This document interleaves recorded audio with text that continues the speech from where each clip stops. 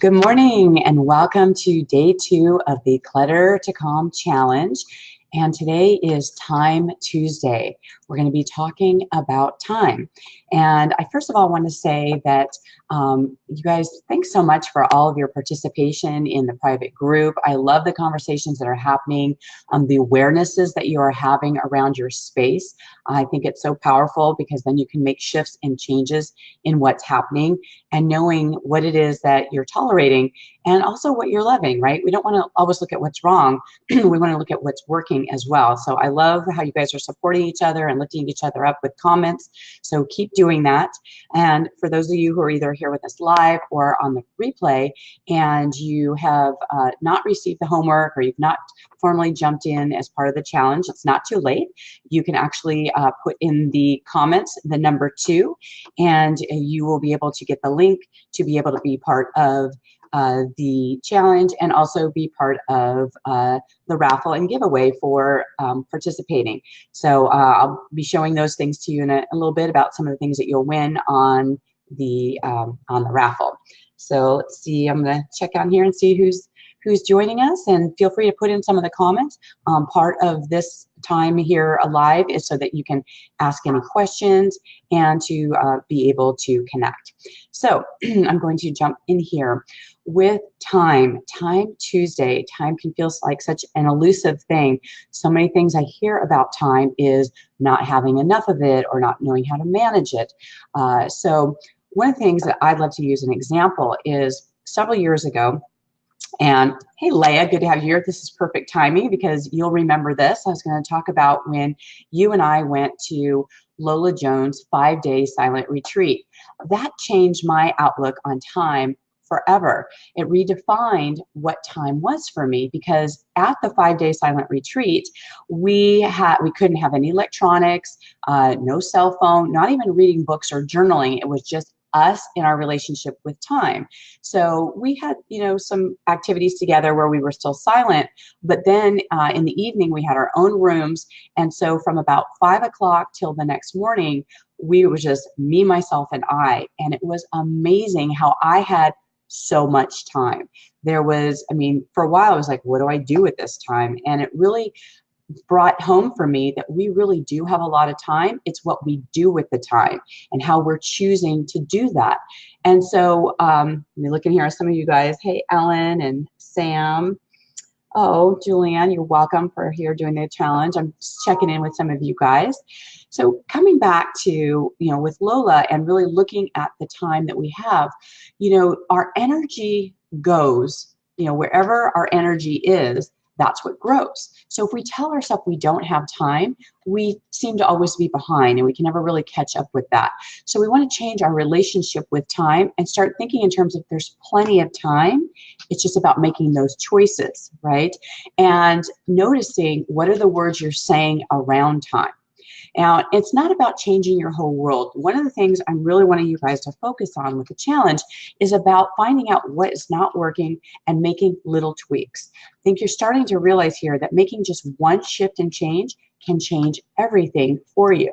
And so one of the things my mentors, Sandra Yancey, always says is that she doesn't monitor her minutes, she manages her boundaries. So what's important about that when it comes to your boundaries is knowing what you're saying yes to, right?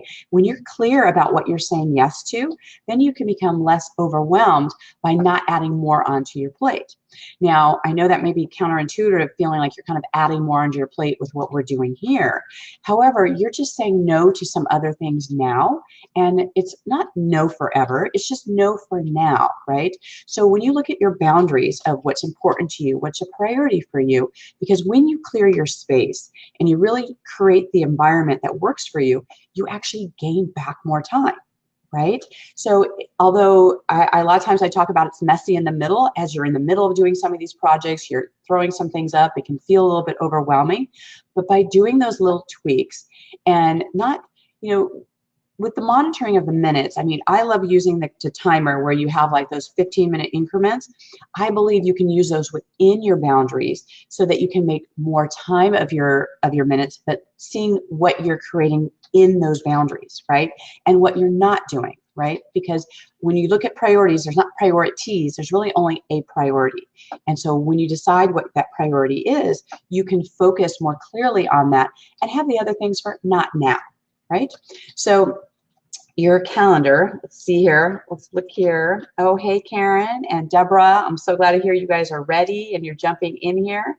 So, oh, perfect. So good. Ellen's here, and yep, Layla, that was something. In fact, Leah and I wanted to share a room together, and good thing we didn't, because we wouldn't have really understood the meaning of time around that. So what I want to look at is your calendar, right? And I look as your calendar is a reflection of your values.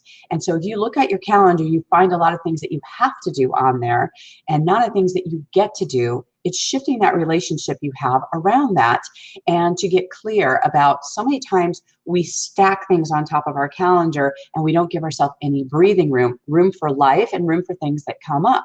We have things every hour on the hour, we don't leave room for life to happen. So it's not important to see the details of it, but I did a print out of my week for my calendar, and when I use the Google Calendar because I like to see the differences in color. So for me, the purple is when I'm doing my work and I'm spending time with clients. So you can see here, these are the couple days that have already happened, and then these purple days here, after I'm going to be with you, I'm going to be with one of my VIP clients in her home. So I'll be the next couple days in there doing that work. So I have those blocks.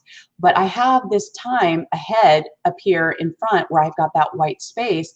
I go to the gym in the morning and I leave myself a couple hours to have room, right? Some breathing room, to have some self-care, to have some reflection during the challenge, to be able to connect with you and your homework, and having that space. So I know when my day starts, and I also have an end day. I don't have anything after 6 p.m. that is involved with work. It's like, and it's not always perfect for me, right? So I'm always making those little tweaks for myself as well to get back to that, because I know that when I give myself a stopping point on something, it allows me to breathe, it allows me to have self-care, it allows me to look at other areas and other priorities that I may have, right? So there's the work priority, there's relationship priority, there's self-care priority, right? You can have different priorities within that and see how it flows, but giving yourself some space in between, even when if you're coaching clients, to give yourself that 10-15 minute buffer so that you can have transition, you can breathe, you can get up, you can move, right? And I know sometimes in the mindset it thinks that you don't have enough time, but really just try this experience and really look at one of the things we're going to be looking in the homework is what we're removing in here. So start thinking about, what is one thing you want to have different in relationship to time with, I'm just looking here, I'm getting caught up, checking out here. In relationship to time, like what do you want to have different, even relationship to time with your business, or with your family, or relationship, or with yourself, and what does that look like? And I'd like to share with you one of my clients who he worked like 7-hour days, wasn't even giving himself a day off, and he actually bought himself a sailboat for when he retires, that someday I'm going to be on my sailboat. Well, when I met him, he'd already had his sailboat for 2 years and had only been on it a couple times. And it was like, why wait to this as soon as, right? It's like, what are the things we can do to enjoy your life now? I like to say you're never going to retire. I look at bringing retirement qualities into your life now, because you can still do things, whether you're working for money, or you're volunteering, or you're doing things within family. There's always an active aspect that you're doing. I believe that energetically we're always doing something to contribute in some way, and we bring those retirement qualities into our life. So there's not a stop part that happens in your life.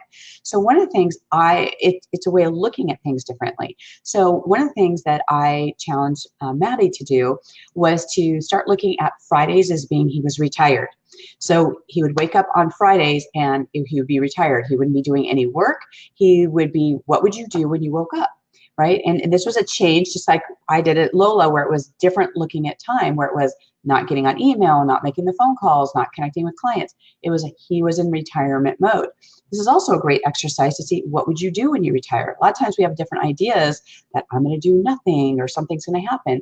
But really you want to focus on the things that you really want to do. So he actually went out on the sailboat and had these retirement days on Fridays, and he had the most amazing self-care that happened and the great ideas so that when he went back to his work, he actually could work less hours and he could be more productive in the time that he was doing. So I definitely recommend that you incorporate that retirement time and having that in there. So for your homework for today, I want you to look at reclaiming your time back. And the energy that you get back from reclaiming your time is something that is amazing. So for your homework, I want you to be able to remove something from your calendar that you maybe said yes to that you really wanted to say no to. It's not something that moves your goals forward. You don't feel good. It actually feels more like an obligation that is not in alignment with your goals, and to remove something from your calendar. Now, you know, the universe abhors a vacuum, so we want to be able to replace that with something. And so you want to replace it with some self-care. What is some self-care that you can do? Even if it's 15, 20 minutes, you're taking a soak in the tub, you're going for a walk, something that is rejuvenating for you. But it's looking at your calendar that is really maybe dragging you down. It's not something that you wanted to have in there, and to remove things that is not a fit and to reward yourself with self-care. Now, remember, I want you to be able to go into the private Facebook and put in there, you know, what is it that you removed? What was your self-care? And make sure that you comment and support everyone else in the group, because again, that helps the energy of everyone moving forward and creating that environment in community, because in community, we actually are more accountable and we do more things together. So I will circle back around because I want you guys to be able to have more of the time to be able to look at your space and look at your calendar and make those shifts for today. So I'll go back around and answer some of your comments, and I'll go into the Facebook group as well to answer any more of your questions. Just want to thank you guys for being on here live and joining me, and just congratulations on being part of this challenge and putting this time for you to reset your relationship with time and how you're organizing your life. So as always, live your spa life, and we'll talk to you tomorrow. Bye-bye.